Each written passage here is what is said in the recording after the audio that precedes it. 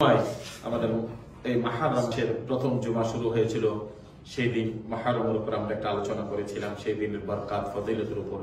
আর বাকি দিনগুলো আমরা বলেছিলাম যে আপনাদেরকে নিয়ে আলোচনা করব, যেহেতু এই দিনগুলো আসলে এই সমস্ত নিয়ামতের কথা মানুষ সেদিন ভুলে যায়। আরেকটা দুঃখ আর বেদনা নিয়ে, এটা কি সেই দুঃখ এবং কি সেই বেদনা? বেদনাটা হলো যে রাসূল সাল্লাল্লাহু আলাইহি সাল্লাম গোটা বিশ্বের মধ্যে এমন একটা সমাজ, এমন একটা দেশ প্রতিষ্ঠা করে গেলেন। গোটা বিশ্বের মুসলমানের, গোটা বিশ্বের প্রতিটা দেশের কোনায় কোনায় ইসলামের বাণী উনি পৌঁছে গেলেন।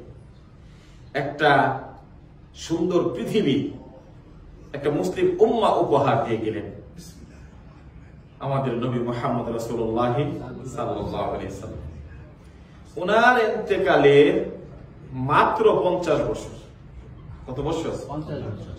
শুধু 50 বছর পরে ইসলামের ইতিহাসে এই কলঙ্কময় অধ্যায় রচিত হলো, যে কলঙ্কটা আজকে প্রায় 1500 বছর অতীত হয়ে গেল, আজও মুসলমানের কলিজা থেকে সেই কষ্ট আর দুঃখটা আজও চলে যাচ্ছে না। এই পৃথিবী যতদিন বেঁচে থাকবে, এই পৃথিবী যতদিন মুমিন মুসলমান থাকবে, তাদের হৃদয়ের মধ্যে সেই কারবালার সেই কষ্ট গাথা কথাগুলো মানুষের স্মরণ রাখবে।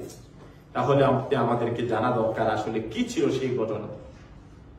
আল্লাহর নবী সাল্লাল্লাহু আলাইহি সাল্লাম এই দুনিয়া থেকে চলে যাওয়ার শুধুমাত্র 50 বছর পরে এই ঘটনাগুলো ঘটলো। আল্লাহর হাবিব রাজার ছেলে রাজা হবে এমনটা চান নাই। আল্লাহর নবী গণতান্ত্রিক পদ্ধতিতে হযরত আবু বকর রাদিয়াল্লাহু তাআলা আনহুকে গণতান্ত্রিক পদ্ধতির ব্যবস্থাপনা দেখাই গেলেন। হযরত ওমর রাদিয়াল্লাহু তাআলা আনহু ওইভাবেই করলেন। হযরত ওসমান গনি এমন ভাবে করলেন। হযরত আলী রাদিয়াল্লাহু তাআলা আনহু এই চারজন খলিফা আল্লাহর নবীর নিয়ম নীতি মেনে ওইভাবেই দিনের কাজগুলো, কেউ না কেউ মুসলমানের খলিফা হতে হবে, প্রতিনিধি হতে হবে। মুসলিম বিশ্ব সাম্রাজ্যকে যারা পরিচালনা করবেন দরকার আছে। এই জন্য আলী রাদিয়াল্লাহু তাআলা আনহু পর্যন্ত 4 জন খলিফা আল্লাহর নবীর আমল থাকতে, আল্লাহর নবীর সময় তাদের নামগুলো এইভাবে একটা ইঙ্গিত দিয়ে গিয়েছিলেন বিভিন্ন হাদিসের মধ্যে। হযরত আলী রাদিয়াল্লাহু তাআলা আনহু তার কলিজার টুকরা 2 সন্তান, হযরত হাসান, হযরত হুসাইন রাদিয়াল্লাহু তাআলা, এই 2 জনে হযরত আলী রাদিয়াল্লাহু তাআলা আনহু এই 2 সন্তান আমার নবীর কলিজার টুকরা মেয়ে ফাতিমা রাদিয়াল্লাহু তাআলা আনহা, এই সন্তানগুলো আল্লাহর নবী তাদেরকে ভালোবেসেছেন, আল্লাহর নবী তাদেরকে মহব্বত করেছেন। আল্লাহর নবী বলেছেন, আমার এই হাসান হুসাইন হবে জান্নাতের মধ্যে জান্নাতের যুবকদের সরদার, সাইয়্যিদ শাবাব আহলিল জান্নাহ। হাসরের দিন আল্লাহ রাব্বুল আলামিন হযরত হাসান হুসাইনকে জান্নাতের যত যুবক হবে যুবকদের সরদার বানাইবেন। সহিহ তিরমিজি শরীফের মধ্যে হাদিসটুকু এসেছে। এইভাবে নবী মহব্বত আর ভালোবাসা দিয়া এই হাসান হুসাইনকে বড় করেছেন। কোন কোন সময় নবীজির উরু মুবারকের মধ্যে হযরত হাসানকে আরেক উরুর উপরে নবীজি হযরত হুসাইনকে নিয়েছেন। নবী নামাজ পড়তেন, নামাজরত অবস্থায় মাঝে মাঝে যাইয়া হযরত হুসাইন রাদিয়াল্লাহু তাআলা আনহু, মাঝে মাঝে যাইয়া হযরত হাসান রাদিয়াল্লাহু তাআলা আনহু নবীজির পিঠ মোবারকের উপর বসে থাকতেন, উঠে থাকতেন। যতক্ষণ পর্যন্ত নবীজির পিঠ মোবারকের মধ্যে তারা শুয়ে থাকতো, বসে থাকতো, আল্লাহর নবী ততক্ষণ পর্যন্ত মাথা মোবারক উঠাইতেন না। এত মহব্বত করতেন হাসান হুসাইন। প্রায় সময় আল্লাহর নবী হযরত হাসান হযরত হুসাইনকে ধরে ধরে নবীজি গলায় চুমু খাইতেন, ঠোঁটের মধ্যে চুমু খাইতেন, আর আল্লাহর কাছে তাদের জন্য দোয়া করতেন। সেই হযরত হাসান হুসাইন রাদিয়াল্লাহু তাআলা আনহু নবীর এত ভালোবাসার আওলাদ, নবীর এই ভালোবাসার সন্তানগুলোর উপর আজকে মুসলমান তোমার তলোয়ার, তোমার অস্ত্রগুলো চলবে, মুসলমান কেমন করে সহ্য করবে?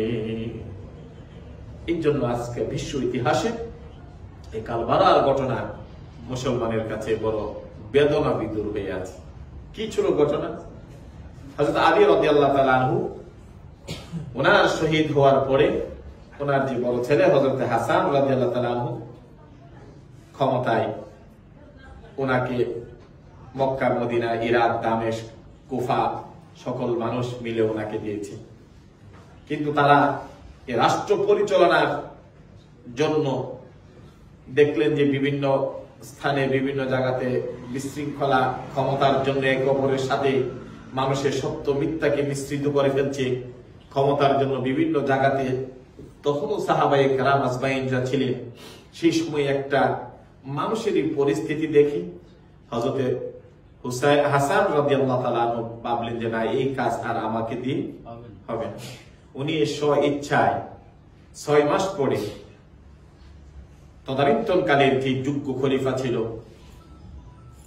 বিভিন্ন প্রতিনিধি ছিল, সবাইকে ডেকে হযরত হাসান রাদিয়াল্লাহু তাআলা আনহু আমিরে মুয়াবিয়া রাদিয়াল্লাহু তাআলা আনহু ওনার কাছে ওনার এই দায়িত্বটা ন্যস্ত করে দিলেন। বললেন যে আপনি মুরব্বী এবং উনি ছিলেন কাতেবে ওহী।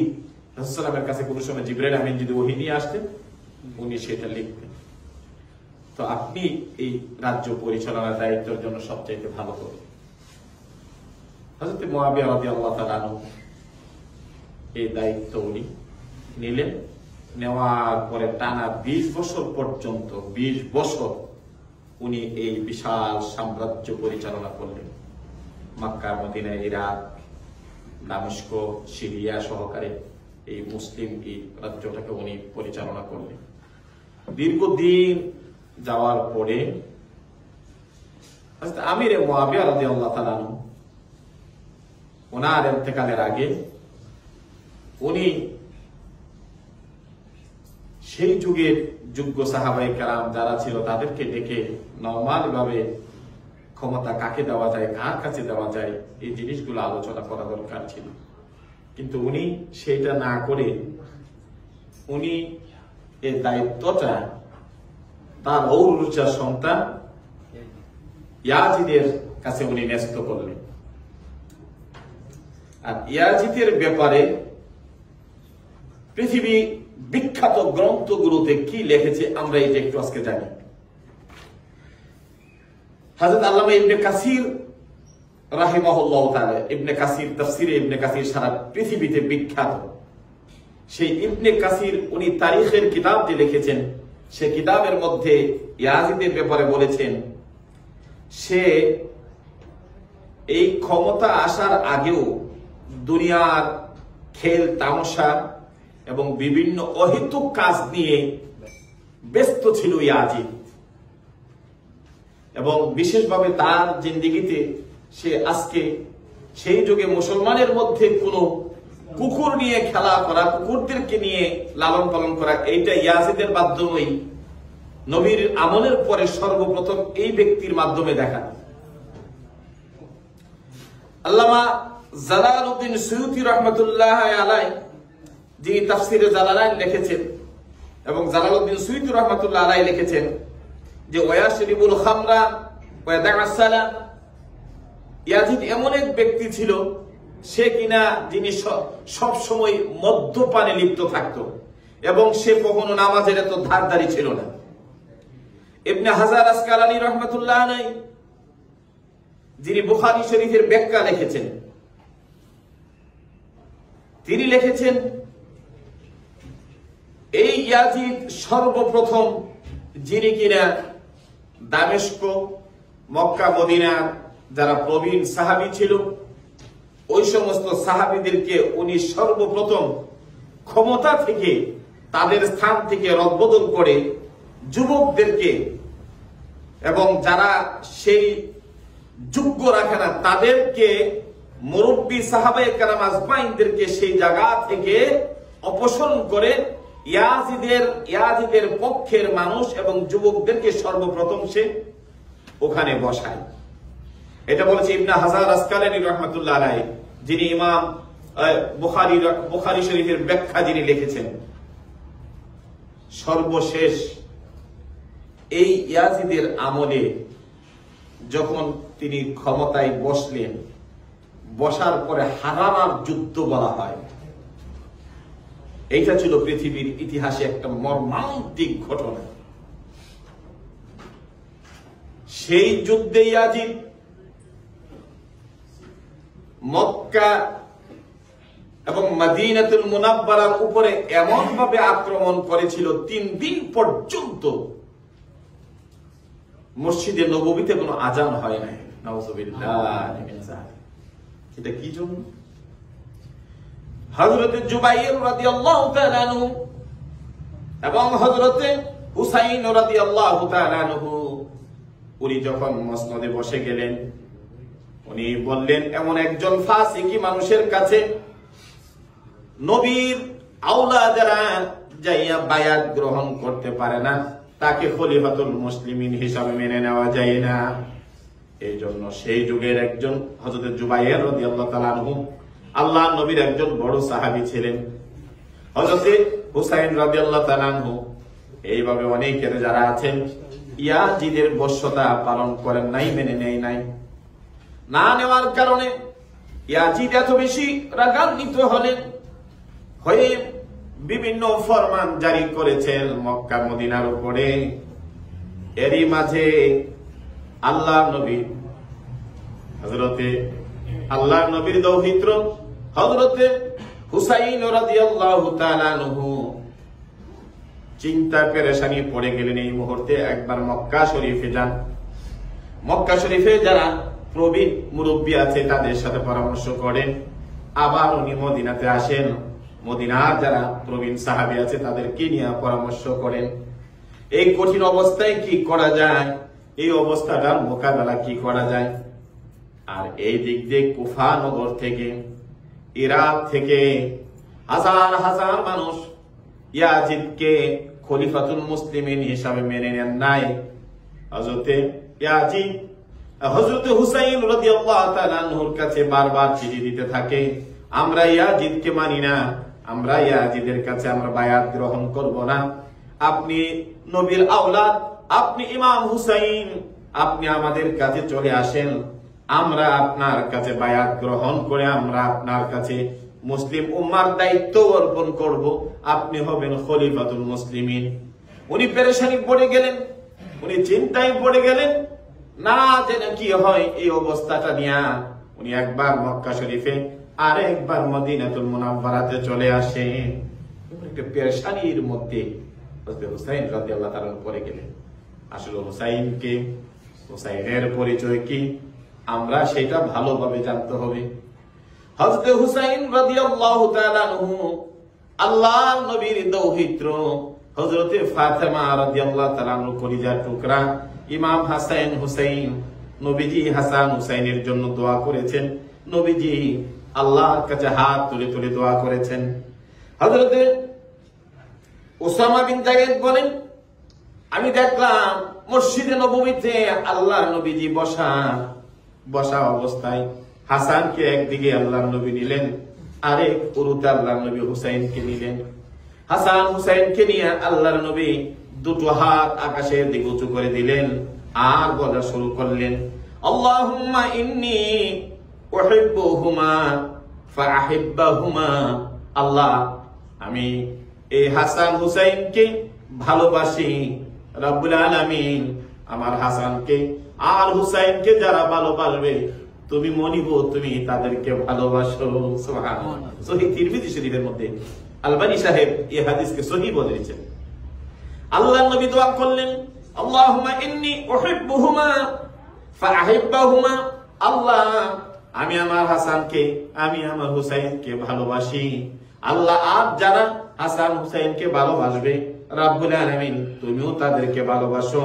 ওয়া আহিব্বা মা ইউহিব্বুহুমা, আর যারা তাদেরকে ভালোবাসবে আল্লাহ তুমি তাদেরকে ভালোবাসো।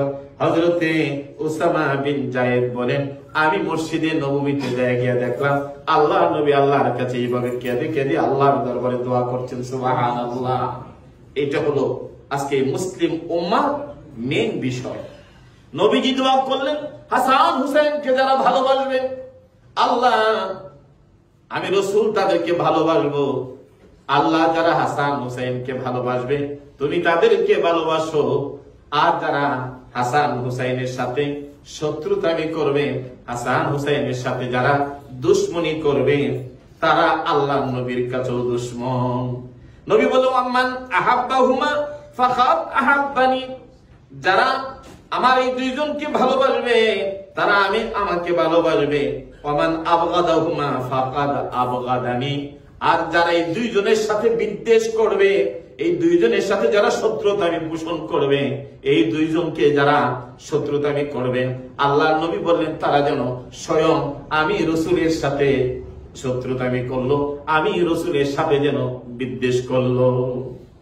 এই দোয়া রাসূল করলেন। তিরমিজি শরীফের হাদিস, সহিহ তিরমিজি শরীফের হাদিসগুলো আসছে। নবীজি দোয়া করলেন হাসান হুসাইনের জন্য, তাদেরকে ভালোবাসার জন্য। আর কেনই ভালোবাসবো না? আল্লাহ নবী বললেন হাসান হুসাইন হবে সমস্ত যুবকদের সর্দার, সমস্ত যুবকদের সর্দার আল্লাহ রাব্বুল আলামিন জান্নাতে বানাইবেন।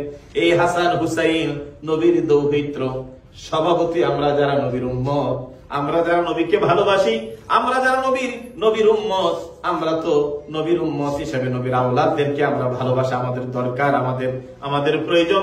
এর চাইতে ভালোবাসার মানুষ আর এই পৃথিবীতে কি হতে পারে? তারপর আল্লাহর নবী এই হাদিসের মাধ্যমে আমাদেরকে জানাই দিয়ে গেলেন, যারা আমার হাসান হুসাইনকে ভালোবাসবে, আল্লাহ তুমি তাদেরকে ভালোবাসো। ও আহাব্বা মান ইউহিব্বুহুমা, যারা তাদেরকে ভালোবাসবে আমি নবীও তাদেরকে ভালোবাসবো। সুবহানাল্লাহ। তাহলে এই হাদিসের মাধ্যমে, নবীর এই দোয়ার মাধ্যমে জাতির কাছে স্পষ্ট হয়ে গেল, যারা হাসান হুসাইনের সাথে শত্রুতামি রাখবা তারা নবীর দুশমনে পরিণত হবা, আর যারা তাদেরকে ভালোবাসবা তারা নবীর ভালোবাসার মধ্যে পড়ে যাবা, তারা আল্লাহর ভালোবাসার মধ্যে তোমরা পড়ে যাবা। তাহলে কেন নবীর সাহাবীর কলিজা টুকরে সন্তান হযরত আমির মুআবিয়া রাদিয়াল্লাহু তাআলা আনহু, ওনার সন্তান ইয়াজিদ কি জন্য? আমার নবীর পরিবারের জন্য।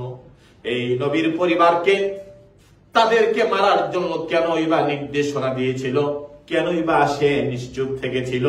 এইগুলো ইতিহাস আজকে লিপিবদ্ধ করেছে ইবনে হাজার আসকালানি, ইবনে জালালউদ্দিন সুয়ুতি, তাফসীর ইবনে কাসির যিনি লিখেছেন আল্লামা ইবনে কাসির রাহমাতুল্লাহ আলাইহি সহকারে পৃথিবীর বিখ্যাত গ্রন্থগুলোতে আজও ইয়াজিদের কারবারগুলো লিপিবদ্ধ করে রেখেছে। এই জন্য আল্লাহর নবী বললেন, আমার হাসান হুসাইন কে যারা কষ্ট দিবে তারা যেন আমি নবীকে কষ্ট দিল, আমার হাসান হুসাইনকে যারা দুঃখ দিবে তারা যেন আমি নবীকে দুঃখ দিল, আর যারা ভালোবাসবে আমি নবীকে যেন তারা ভালোবাসলো। হুজুর হাসান হুসাইনকে দুঃখ দিলে কিভাবে দুঃখ হয়? এটা কিভাবে আল্লাহর নবী ব্যথা পান? কোরআনুল কারীম আল্লাহ বলেন সূরাতুল আহজাবের মধ্যে, ইন্নাল্লাযীনা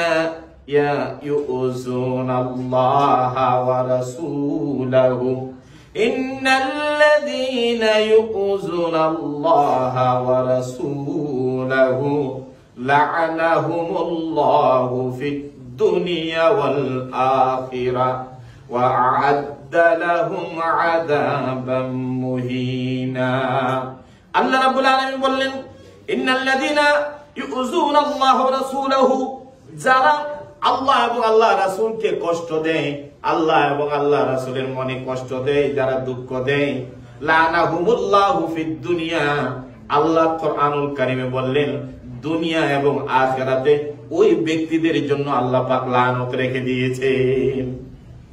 ইন্নাল্লাযীনা ইউযুনাল্লাহ, যারা আল্লাহ এবং আল্লাহ রাসূলকে কষ্ট দেয়। হুজুর আল্লাহকে কেমন করে কষ্ট দেয়?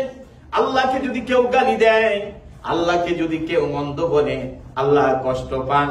এই জন্য মাঝে মাঝে ইহুদিদের ব্যাপারে, বিভিন্ন ব্যাপারে রাসূল বলতেন তাদের ব্যাপারে কথা বলো না, কারণ তারা আপনাকে গালি দিবেন, আল্লাহকে গালি দিবেন। এই জন্য আল্লাহকে নিয়ে অনেক মানুষ গালি দেয়, এটা আল্লাহর কষ্টের কারণ হয়। আল্লাহ এই সমস্ত কাজ যারা করে, আল্লাহ রাব্বুল আলামিন তাদেরকে দুনিয়া আখিরাতে লাঞ্ছনা করে, দুনিয়ার জিন্দেগিটা আল্লাহ লাঞ্ছনার জিন্দেগি বানায়া দেন। অনেকে আমরা না বুঝে অনেক সম্পদের মালিক, অনেক কষ্টের মালিক, অনেক কিছু আল্লাহ পাক দিয়েছে, কিন্তু যে কোনো কারণে সম্পদ চলে গেল অথবা এই জিনিসগুলো আমার হাত ছাড়া হয়ে গেল, তখন আল্লাহর উপর দোষ দিলা। এত তাহাজ্জুদ পড়লাম, এত নামাজ পড়লাম, এত কিছু করলাম, আল্লাহ কি আমার এইগুলো দেখলো না? আল্লাহ কি আমার এইগুলো দেখে নাই? এই বিভিন্ন কথা নিয়ে আল্লাহর উপর তুহমত দেয়। এইগুলো আল্লাহ রাব্বুল আলামিন কষ্ট পায়। এই জন্য মুমিন যখন যে কোনো ব্যাপারে আল্লাহ রাব্বুল আলামিন তোমাকে সুখে রাখো, আল্লাহ দুঃখে রাখো, তুমি যেন বলো আলহামদুলিল্লাহ।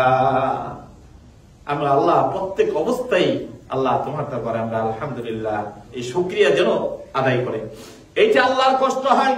2 নম্বর হলো উযানাল্লাহ ইউযুনাল্লাহ ওয়া রাসূলুহু। আল্লাহ রাসূলের কষ্ট কিভাবে দেওয়া হয়? রাসূল তো চলে গেলেন, আল্লাহ রাসূলকে যারা গালি দেয়, আল্লাহ রাসূলকে যারা মন্দ বলে, আল্লাহ রাসূলকে নিয়ে যারা বিভিন্ন স্ট্যাটাস দেয়, আল্লাহ রাব্বুল আলামিনের হাবিব মদিনা থেকে কষ্ট পান। আল্লাহ রাসূলের আওলাদ যারা আছে, আল্লাহ রাসূলের বংশধর যারা আছে, তাদেরকে ইকরাম করা, তাদেরকে সম্মান করা, তাদের উপর যদি কেউ হাত তুলে, তাদের উপর যদি কেউ অস্ত্র চালায়, আল্লাহ রাসূল ওই মদিনা থেকে কষ্ট পায়। এই জন্য আল্লাহ রাব্বুল আলামিন বলেছেন কিয়ামত পর্যন্ত ওই সমস্ত মানুষদের উপর লানত যারা আল্লাহ এবং আল্লাহ রাসূলকে কষ্ট দেয়। ইউযুনাল্লাহ, যারা আল্লাহ রাসূলকে কষ্ট দেয়। রাসূল তো নাই, কষ্ট দিবেন কেমন ভাবে? হজ করতে গেলেন, যাইয়া মক্কা শরীফ ঘুরে কাজের জন্য, ব্যস্ততার জন্য মক্কা শরীফ থেকে হজের কাজটুকুন করে চলে আসলেন। আমার রাসূল কি কষ্ট পাবেন না? কষ্ট পাবেন। যদিও জিনিসটা ফরজ না, যদিও জিনিসটা ওয়াজিব না, যে রাসূল তোমার জন্য হজের কার্যাদিগুলো নিয়ে আসলো, যে রাসূল তোমার জন্য সব বিধানগুলো নিয়ে আসলো, মক্কা শরীফে হজ করে হজের কাজ সেরে তুমি যখন চলে আসবা, আমার রাসূলকে যাই একটাবার সালাম দিলা না? তুমি যখন কোন মানুষ যখন নবীর উম্মতরা যখন আল্লাহ নবীর রওজার পাশে যখন দাঁড়াইয়া সালাম দেয়, আমার নবী নিজ কানে ওই উম্মতের সালামটা নবী শুনতে পায়। সুবহানাল্লাহ। এই জন্য আমরা যেন কতবার উমরাতে গেছিলাম, আহা, আমি তাকে বললাম আমরা তো এত রাত্রে আসি, চল এখন যে বাসায় গিয়ে রেস্ট নেই, তারপরে ফজর নামাজ পড়ার সময় এসে সেরা রাসূল পাকের রোজার কাছে যাই আমরা সালাম দিব। একবারে নামাজও পড়ে ফেললাম, সালামও দিলাম। সে তাহা বলল না ইমাম, নবীর বাড়িতে আমরা চলে আসছি, আমরা সারা রাত ঘুমাবো, এটা হয় না, রাসূলের মনে কষ্ট পাবে। চল তাড়াতাড়ি চল, উজু করে যায়, যাইয়া আল্লাহ নবীর রোজার পাশে গিয়ে আগে সালামটা দে। আমার রাসূলে তো আমাদেরকে দেখবে, আমাদেরকে চিনবে, আমাদের সালামটা দেয়। আর সর্বপ্রথম রাসূলের রোজার কিনারায় দিয়ে আসি। রাসূলের শহরে, রাসূলের কিনারায় আমরা যখন আসলাম, দেখলাম আমাকে নিয়ে দৌড়াইয়া। আমি বললাম অন্যান্য যারা আসবে তারা আসবে, চল আমরা আলেম মানুষ, আমরা তাড়াতাড়ি যাই। সে আমাকে নিয়ে উজু কইরা তাড়াতাড়ি নিয়ে আল্লাহ রাসূলের রোজার কাছে নিয়ে চলে গেলেন। দাঁড়াইয়া নবীকে সালাম দিয়ে আমরা চলে আসলাম। এই দেখলাম উলামায়ে হাক্কানি যারা হয়, আলেম যারা হয়, রাসূলের রওজার কিনারে গেলে কতক্ষণে যাইয়া আল্লাহ নবীকে সালাম দেওয়া যায়। এজন্য আমার ভাইরা, যারা এইভাবে এই কাজগুলো করে রাসূল মক্কা থেকে কষ্ট পান, আর যারা আল্লাহ নবীকে কষ্ট দেয়, আল্লাহ রাব্বুল আলামিন কোরআনুল কারীমে বলে দিলেন ওই মানুষগুলো দুনিয়া আখিরাতে আল্লাহ রাব্বুল আলামিন তাদেরকে লাঞ্ছনার জিন্দেগি দান করেন। ওয়া'আদ্দা লাহুম আযাবান মুহিনা, আর যন্ত্রণাদায়ক আর অপমানজনক আযাব আল্লাহ রাব্বুল আলামিন তাদেরকে দুনিয়া আখিরাতে দেন। এই জন্য এমন কোন কাজ করা যাবে না যেটা রাসূল কষ্ট পান, রাসূলের আওলাদ বংশধর যারা আছে তারা কষ্ট পায়, এমন কোন কাজ আমরা করতে পারবো না। এটা হলো উম্মতে মুহাম্মাদী। আল্লাহ রাসূল সাল্লাল্লাহু আলাইহি সাল্লাম হুজুর হুসাইন রাদিয়াল্লাহু তাআলা নুকে কারবালায় শহীদে রাসূলের ইন্তেকালের 50 বছর পরে তাকে শহীদ করে দেওয়া হলো। ইয়া রাসূলুল্লাহ, আপনি কেমন করে কষ্ট পাইলেন? হা, আল্লাহ রাসূল কেমন করে কষ্ট পাইলেন? হাদিস তিরমিজি শরীফের মধ্যে আছে আল্লাহ নবী সাল্লাল্লাহু আলাইহি সাল্লাম কি কষ্টটা সেদিন পেয়েছিলেন। হযরত সালমা রাদিয়াল্লাহু তাআলা বর্ণনা করেন, তিনি বলেন আমি উম্মে সালমা অর্থাৎ নবীর একজন স্ত্রী ছিলেন, ওনার বাসায় চলে গেলেন। যাইয়া দেখেন উম্মে সালমা চোখের পানি ঝরঝর করে পড়তেছে। উনি যে জিজ্ঞাসা করলেন ফাকুলতু মা ইয়াবকিকা, ওগো উম্মে সালমা, আজকে কি হয়েছে? আপনি বাসায় বসে বসে কেন কাঁদেন? আপনার চোখের পানি কেন ঝর্ণার মতো ঝরছে? উনি বলল, কি বলল? কালাত রাআইতু রাসূলুল্লাহি সাল্লাল্লাহু আলাইহি সাল্লাম, আমি আজকে রাত্রে স্বপ্নে দেখলাম আল্লাহর নবী রাহমাতাল লিল আলামিন নবীকে। বলে, কি স্বপ্ন দেখেছো? আমি স্বপ্ন দেখলাম আল্লাহর নবীর চেহারা মুবারক লাল হয়ে আছে, চুলগুলো এলোমেলো হয়ে আছে, দাড়ি মুবারকের মধ্যে নবীজির মাটিগুলো লাগানো। তাইনি ফিল মানাম, আমি ঘুমের করে দেখলাম ওয়ালিহিয়াতিহি তুরাব, নবীজির দাড়ি মুবারকের মধ্যে যেন একটু মাটি লাগানো, নবীজির চেহারা মুবারক লাল হয়ে আছে। আমি বললাম, ইয়া রাসূলুল্লাহ, আপনার কি জন্য এই অবস্থা হয়ে আছে? আপনার চেহারা মুবারক লাল হয়ে আছে, আপনার দাড়ির মধ্যে মাটি লেগে আছে, কি জন্য গো রাসূল? রাসূল বলেন, শাহিদতু কাতলাল হুসাইন, আমি এই মাত্র আমি কারবালা হুসাইনকে যে শহীদ করেছে ওই কারবালার প্রান্তর থেকে এসেছি, আমার হুসাইনের জায়গাটা আমি দেখে আসছি, এই জন্য আমার দাড়ির মধ্যে আমার চেহারার মধ্যে এই অবস্থা। এই জন্য আল্লাহর নবী দুনিয়া থেকে 50 বছর চলে গেলেন, আজও হুসাইনের মৃত্যুর দিন আল্লাহ রাসূল সাহাবায়ে কেরাম আর বিবিদেরকে স্বপ্ন দেখিয়েছেন, তারা স্বপ্ন দেখে রাসূলের অবস্থাটা দেখতে পেরেছে। এই জন্য আল্লাহর নবী সাল্লাল্লাহু আলাইহি সাল্লাম বললেন, যারা আমার হাসান হুসাইনকে ভালোবাসবে, আমার হাসান হুসাইনকে মহব্বত করবে, আল্লাহ তুমি তাদেরকে মহব্বত করো। তাদের সাথে যারা দুশমনি করবে, আর তারা যেন আমি রাসূলের সাথে দুশমনি করলো। সেই হাসান হুসাইন রাদিয়াল্লাহু তাআলা আল্লাহ পাক রব্বুল আলামিনের হাবিবি সাল্লাল্লাহু আলাইহি সাল্লামের কাছে কত মহব্বতের ছিলেন। আল্লাহর নবী বলেন, হযরত আবু সাঈদ খুদরি বর্ণিত হাদিসে তিনি বলেন, আল হাসান ওয়াল হুসাইন সাইয়্যিদু শাবাব আহলিল জান্নাহ। আর উনি বললেন, আবু সাঈদ খুদরি বলেন, আল্লাহর নবী মসজিদে নববীতে একদিন দাঁড়িয়ে বলা শুরু করলেন, আমার এই হাসান হুসাইন হবে সমস্ত জান্নাতের যুবকদের সর্দার। সুবহানাল্লাহ। তিরমিজি শরীফের হাদিস। হযরত ইয়া নবী মুবারক রাদিয়াল্লাহু তাআলা বলেন, আমি রাসূল সাল্লাল্লাহু আলাইহি সাল্লামকে শুনলাম একদিন আল্লাহর নবী হুসাইনকে এইভাবে আঁকড়ে ধরলেন আর বললেন, হুসাইনু মিন্নি ওয়া আনা মিন হুসাইন। নবী বললেন, হুসাইন আমার থেকে আর আমি হুসাইন থেকে, অর্থাৎ হুসাইনের মধ্যে আমার রক্ত আর তার রক্তের মধ্যে আমি হুসাইনের রক্ত। সুবহানাল্লাহ। এইভাবে হাসান হুসাইনকে আল্লাহর নবী মহব্বত করেছেন, এমন ভাবে আল্লাহ রাসূল তাদেরকে ভালোবেসেছেন। এই মহব্বতের হাসান হুসাইন রাদিয়াল্লাহু তাআলা আনহু এবার মুসলমান নামদারি মুসলমানরা ইয়াজিদের দলেরা কিভাবে কারবালার প্রান্তরে শহীদ করে দিয়েছে, এই হাদিসগুলো তাদের কাছে পৌঁছেছে। এই হাদিসগুলো তাদের কাছে জানা আছে, কিয়ামত পর্যন্ত জানা থাকবে। এই জন্য আল্লামা ইবনে কাসির, ইমাম সুয়ুতি সহকারে পৃথিবী বিখ্যাত বিখ্যাত বড় বড় উলামায়ে কেরামরা ইয়াজিদের ব্যাপারগুলো লিখেছেন। আল্লাহ রাব্বুল আলামিন যেখানে বলেছেন আল্লাহ রাসূলকে কষ্ট দিলে আল্লাহ কষ্ট পায়, আল্লাহ রাসূলকে কষ্ট দিলে আল্লাহ দুনিয়াতে লানত আর জিন্দেগি দান করেন, আল্লাহ রাব্বুল আলামিন যন্ত্রণাদায়ক আযাব তাদের জন্য রেখে দেন।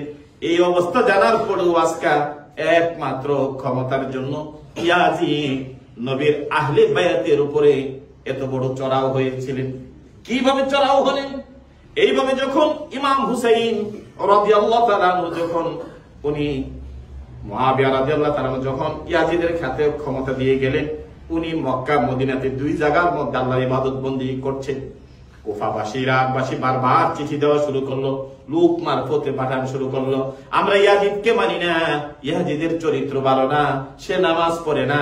কারণ এই কথাগুলো বিভিন্ন বিভিন্ন জন আলোচনা করে। ইবনে হাজার আসকালানী রাহমাতুল্লাহ আলাইহি সহকারে জালালউদ্দিন সুয়ুতি ওনার কিতাবের মধ্যে এনেছেন ওয়াশরাবাল খামরা, এবং সে মদ্যপানে লিপ্ত থাকতো, সে রীতিমতো নামাজগুলো পড়তো না। সেই যুগের মানুষগুলো এত এত এই অবস্থায় থাকবে, দিন থেকে এত দূরে যারা থাকবে তাকে আমরা খলিফা মানতে পারি না। আপনি নবীর বংশধর, আপনি মক্কা মদিনা থেকে আমাদের কাছে চলে আসেন, আমরা আপনার কাছে বায়াত গ্রহণ করব। হযরত ইমাম হুসাইন রাদিয়াল্লাহু তাআলা এই অবস্থাটা, এবং উনি যে কারবালার প্রান্তরে শহীদ হবেন, রাসূল সাল্লাল্লাহু আলাইহি সাল্লামের বিভিন্ন হাদিসের মধ্যে ইঙ্গিত ছিল। উনি তাদের চিঠি পাইয়া এখন হকের জন্য, ন্যায়ের জন্য উনি মক্কা থেকে মদিনাতে চলে আসলেন। আয়েশা আল্লাহ রাসূল সাল্লাল্লাহু আলাইহি সাল্লামের রোজার কিনারায় চলে গেলেন। যাইয়া এখন কুফার দিকে রওনা দিবেন, ইরাকের দিকে রওনা দিবেন। পরিস্থিতি অত্যন্ত ভয়াবহ অবস্থা চলছে। একদল মানুষ মুসলমানের একজন খলিফা খুঁজতেছে, আর আরেক দল মানুষ ইয়াজিদের বশ্যতা স্বীকার করছে। এই অবস্থায় উনি কি করবেন? মদিনাতে থাকাটা এটা শোভনীয় নয়। এই অবস্থায় মুসলমান, গোটা ইমানদার মুসলমানের এই জানটা উঁচু করা দরকার। সেই হিসাবে উনি মক্কা মদিনার সেই সাহাবায়ে কেরামদের সাথে পরামর্শ করে উনি নানার কবরের পাশে চলে আসলেন। আয়েশা শেষ বিদায় নিলেন। নেওয়ার আগে যাইয়া রাসূলের রোজার পাশে দাঁড়াইয়া একটু সালাম দিলেন। আমরা যেমন যাইয়া সালাম দেন, নানার কবরের কাছে তখন তো আর এত কিছু ছিল না, বাউন্ডারি ছিল না, ওয়াল ছিল না, সরাসরি নানার কবরের কিনারায় দাঁড়ায় গেলেন। যাইয়া প্রাণ ধরে নানার কবরের পাশে, নানার কবরটার কাছে যাইয়া নানারে সালাম দিলেন। দিয়া এবার উনি কাঁদতে কাঁদতে বেকার হয়ে গেলেন। নানা, আপনি তো বারবার আমাদের জন্য দোয়া করেছেন, আমাদের জন্য দোয়া করেছেন, আমাদেরকে জান্নাতের শাবাব বানিয়েছেন। ওগো আল্লাহর নবী, আপনার এই দিনের জন্য আজকে ফিতনা বেজে গেছে, সমাজের মধ্যে উশৃঙ্খলা হয়ে গেছে। একদল মানুষ ফিতনাবাজকে গ্রহণ করে নিল, আরেকদল মানুষ দিনের জান্নাত খুঁজছে। আপনার এই মদিনা থেকে আমি রওনা হব কুফার দিকে, ইরাকের দিকে। ওগো নানা, আপনি আমাকে একটাবার বিদায় দেন। এই কথাগুলো বলতে বলতে বলতে বলতে একসময় ইমাম হুসাইন রাদিয়াল্লাহু তাআলা নানার কবরের পাশেই উনি একটু ঘুমিয়ে গেলেন। ওনার চোখটা দেখে গেছে। এমন সময় দেখা যায় আল্লাহর নবী রাহমাতুল আলামিন নবী হুসাইনকে টান মেরে বুকে জড়ায় ধরলেন, আর গলার মধ্যে ঠোঁটের মধ্যে উনি চুমু খাচ্ছেন। বললেন, নাতিরে, আল্লাহর দিনের জন্য তুমি যাও। কারবালার প্রান্তরে তোমার দ্বারা যদি তোমার এই নানার দিন যদি এই পৃথিবীতে জিন্দা থাকে, যাও, তোমাকে নানার পক্ষ থেকে বিদায় দিয়ে দিলাম। আল্লাহ রাসূলের স্বপ্ন যুগে তাদের মধ্যে একটা আদান প্রদান হয়ে গেল, নেওয়া হয়ে গেল। সালাম দিয়ে এরপরে সেখান থেকে উনি জান্নাতুল বাকিতে চলে গেলেন। যাইয়া জান্নাতুল বাকির যে গেটের একটু ডান পাশে গেলে তখন তো হযরত ফাতেমা রাদিয়াল্লাহু তাআলা আনহার কবর। আগে চিহ্ন ছিল, এখন আর চিহ্ন টিহ্ন কিছু নেই। ওসমান গনির কবর ছিল, এগুলো তারা সব ভেঙে চুরমার করে দিয়েছে। তো উনি ওনার মায়ের কবরের পাশে চলে গেলেন। হযরত ফাতেমা রাদিয়াল্লাহু তাআলা আনহা মার কবরের পাশে যাইয়া দাঁড়াইয়া ইচ্ছা মতে সালাম দিলেন, দোয়া করলেন, আর বললেন, মাগো, যখনই মদিনাতে থাকতাম তোমার কবরের পাশে নামাজ পড়ে আসতে পারতাম, তোমার সালাম দিতাম, তোমার সাথে কথা বলতে পারতাম। আজকে তো আমি মদিনা ছেড়ে চলে যাচ্ছি নানার দিনকে এই পৃথিবীতে বিজয় করার জন্য। আমি কুফার জন্য, ইরাকের জন্য রওনা হয়ে যাব। আমার নানা তো অনেক সময় কারবালার কথা বলেছে, আমি জানি না ওই ইরাক থেকে ওই কারবালা থেকে আমার আর ফিরে আসা হয় কিনা। আমার যদি এটা শেষ হয়, আমি শেষবারের মতো তোমাকে সালাম দিয়া তোমার থেকে বিদায় নেওয়ার জন্য তোমার হুসাইন তোমার কবরের পাশে দাঁড়িয়েছি। মার কবরটা ধরে ভালো করে ধরে ইচ্ছা মতে কাঁদলেন, চোখের পানিগুলো ছাড়লেন। মার কবরের পাশে চোখের পানিগুলো ছেড়ে ছেড়ে ওনার একটু তন্দ্রা এসে গেল। এমন সময় দেখে হযরত ফাতেমা রাদিয়াল্লাহু তাআলা ইমাম হুসাইনকে টান মেরে বুকের মধ্যে জড়ায় ধরছে। যে একবার গলাতে চুমু খায়, একবার ঠোঁটের মধ্যে চুমু খায়, আর বলতে থাকে, বাবারে, যাও, তোমার নানা যে দিনের জন্য এত কষ্ট করেছে কারবালার প্রান্তরে যাইয়া আল্লাহর দিনকে বিজয় করার জন্য তুমি চলে যাও না। মার কবর থেকে বিদায় নিয়া 69 জনের, বিভিন্ন কিতাবের মধ্যে আছে 72 জনের নারী, শিশু আর কয়েকজন যুবক ইমাম হুসাইন সহকারে তাদেরকে নিয়ে 72 জনের একটা কাফেলা নিয়ে উনি রওনা হয়ে গেলেন কুফার দিকে। যে ওখানে যাইয়া সর্বপ্রথম ইয়াজিদের সাথে ব্যাপারটা আলোচনা করবে, যে আসলে ব্যাপারটা কি ঘটছে এবং এই অবস্থায় কিভাবে এই বিশাল ইসলামী রাজ্যের মধ্যে একটা শান্তি আনা যায়, একটা সমাধান করা যায়, সেইটার জন্য উনি রওনা দিছে। আসলে যুদ্ধ করার জন্য। যদি যুদ্ধ করে রওনা দিত তাহলে তো মক্কা মদিনাতে আরো বহু সাহাবীরা ছিলেন, আরো বহু মানুষ ছিলেন, 10,000 একটা কাফেলা নিয়ে ইমাম হুসাইন রাদিয়াল্লাহু তাআলা যাইতে পারতেন। কিন্তু নারী পুরুষ 70 জনের একটা কাফেলা নিয়ে উনি মক্কা এবং মদিনা থেকে রওনা দিলেন কুফা নগরের দিকে। এবং শেষ বিদায় নিয়ে রওনা দেওয়ার পরে উনি এই 10 মুহররমে যায় কারবালার প্রান্তরে উপস্থিত হলেন। সেখানে কি ঘটনা ঘটেছিল, ইয়াজিদ কি ঘটনা ঘটিয়েছিল এবং ফুরাত নদীর পানি বন্ধ করে দিয়েছিল, এই ঘটনাগুলো নিয়ে আগামী জুমায় ইনশাআল্লাহ আমাদের আলোচনা আসবে। ইমাম হুসাইন রাদিয়াল্লাহু তাআলা আনহুর মহব্বত এবং ওনার পরিচয় ইয়াজিদ কি তার সামান্য পরিচয় আর বাকি পরিচয় সহকারে বাকি ঘটনাগুলো আগামী জুমায় আসবে। আল্লাহ পাক রব্বুল আলামিন